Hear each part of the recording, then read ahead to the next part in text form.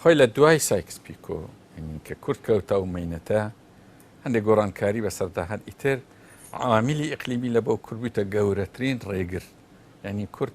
تازە بێوێنەوێ ئەن زۆر جار خەڵک بە ئێمە درێ کاکە ئەمریکا دەتان فرۆشی یان بەریتانیا یان فەرەنسا بمان فرۆشی نەمان فرۆشی ئەمە بەدیلمان نییە بەدیلی ڕۆژئاوا و بەدیلی پشتیوانی نێودەوڵەتیمان نییە چکە پشتیوانی نێو ئیقلیمی تاکتیکی سرف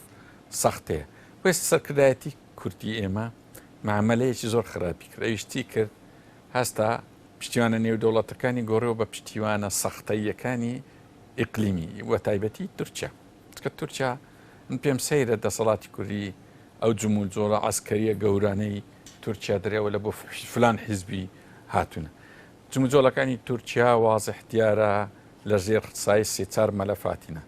مەلەفی سیڤەرە لۆزانە وولایەتی مووسڵە میساقی میلیە لەژێر هەریەکە ئەوانە وەکبری منتەڵق و مەدای هەیە پێی دەگوترێت دۆمێن و ڕێنج هەریەکە عیلاقی بە منتیقەکەیە ئێستا تووشی ئەو لە شەرقی دەریای ناوەڕاست لەگەر یۆناان و لەگەر تێکڕای ڕۆژئاوا تووشی ڕوبەڕووبوونەوە بوو ئەو زۆر گەورەتە لەوەی ئەمە برین وڵاوە لە بۆ حیزبەتیاتێ استراتیزیەتی تورکیا لە ناوبردننی کووردە ئەنی فەرقیە لەگەر دەوڵەتەکانی تر دەوڵەت هەیە بەس حرەکی سیاسی لە ناو دەبا یان دزی تەوەجوهاتی سیاسی کووردە دزی تەوەجوهاتی ئیجتیماعی و بوونی کورد نییە تورکیا یەک لەو دەوڵەتانەیە دزی قەوارەی کووردە نەک قەوارەی سیاسی و حکوومەتەکە باشترین بەڵگەش ئەوەیە لە هەر شوێنێک دەرسێک خەریتەیەک بۆ نمونە لە کۆسۆڤا خەریتەیەک لە سەفی شەشی سەرەتایی دەخوێنرا کوردستان بوو لەوێ ڕاقۆنسولی ناردی دەبی ئەو خەریتەیە لادەن و چه علاقی بە حیزبەکەی مە لە کەرکک هەموو دنیا دەزانی کوردستانیە و زۆر زوڵمەکی گەورەشە کە هەرچی برێ کوردستانی نییە ئەی تورکیا حەول و تەقەلاتدا بتا عێراقی لە سووریا ئەو حەز دەکە عفرین عەرەبی بی و سووری بی و تعریب دەکات بەس کوردی نەوی یعنی ئەمە دەبی وازح بزانین کە تورکیا استراتیزیەتی تورکیا هەتا لە وەکبری لە نەزەریەکانی دەوڵەت ئەوی ئاشکرایە احتیوایە سیاسەتی احتیوایە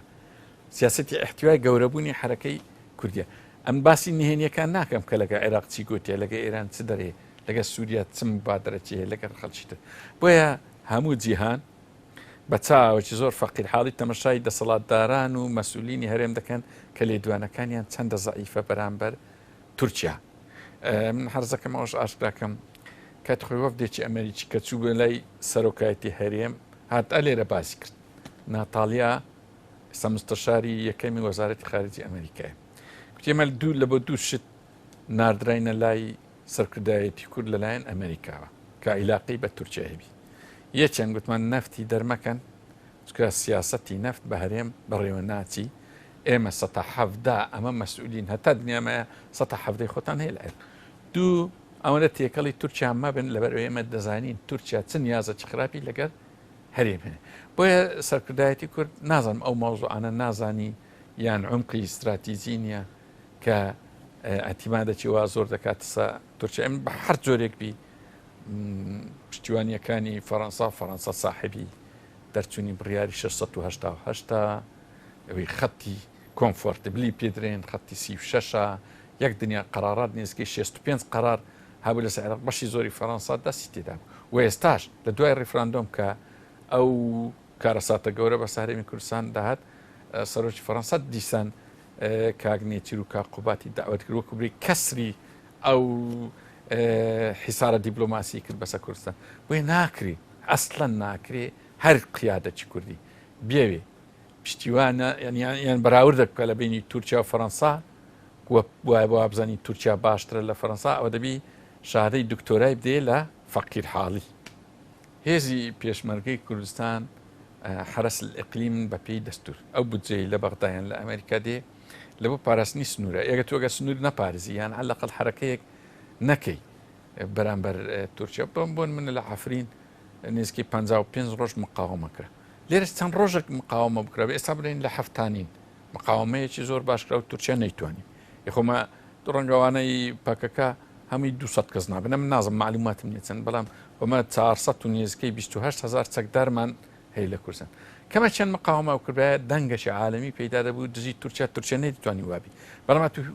ڕێی لە خۆش بکەی و بە خێرات بوونی بکەی و فەرمووی لێ بکەی ئێتر خەرچکەس چایلاقیەوە بە تایبەتی عێراق هەندێک هەنگاوی نایە سەفیری دەرکرد ناڕەزایی دەربڕی ڕئیس جەمهور و ڕئیسوزرای عێراق سەرۆکی پەرلەمان باقی دام و دەستگای حکوومەتی عێراق هەڵویستیان باش بوو بەس لە کوردستان ڕاستی ئەسڵەن پینە و پاساو دەدەنە تورکیا کە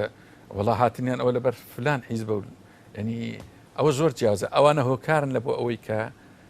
بەغدا باش ناتوانانی تورکیا دەکە بەڵام لە کۆتاییدا بەڕێ من ئەو سەردانە یەک لە نیازەکانی دەرکردنی تورکیایە.